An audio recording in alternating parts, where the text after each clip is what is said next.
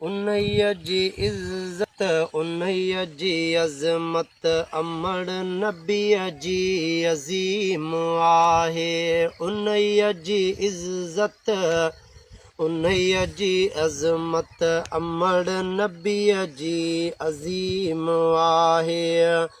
ख़ुदा कयो ख़ुदि अता उन्हईअ खे बचो मुहम्मद करीम आहे।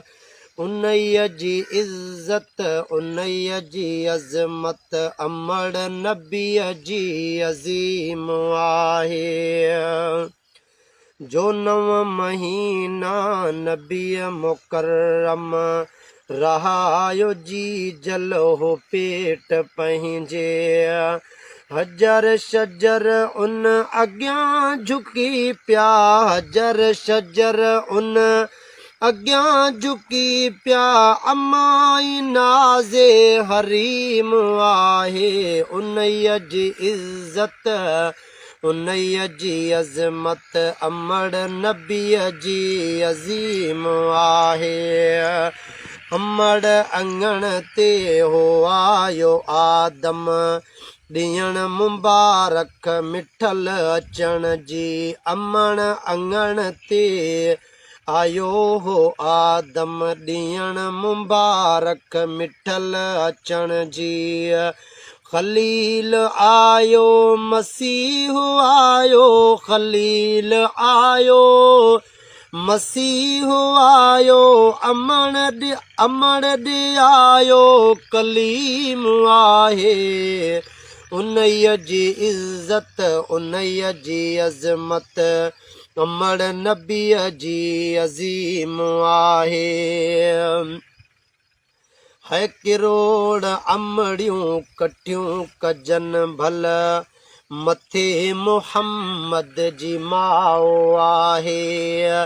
किरोड़ अमड़ियूं कटियूं कजन भल मथे मुहम्मद जी माओ आहे।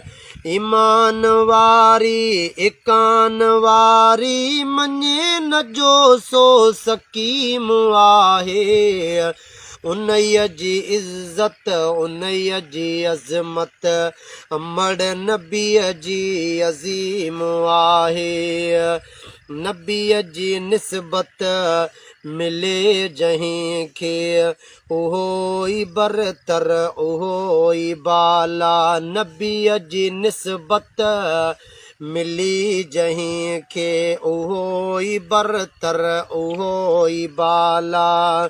ही दिल बर साईं या नबीअ जो नौकर उन्हईअ ते फज़ुल अमीम आहे। उन्हईअ जी इज़्ज़त उन्हईअ जी अज़मत अमड़ नबीअ जी अज़ीम आहे। ख़ुदा कयो ख़ुदि अता उन्हईअ खे बचो मुहम्मद करीम आहे। उन्हईअ जी इज़्ज़त उन्हईअ जी अज़मत अमड़ नबीअ जी अज़ीम आहे। उन्हईअ जी इज़्ज़त उन्हईअ जी अज़मत अमड़ नबीअ जी आशान वारी।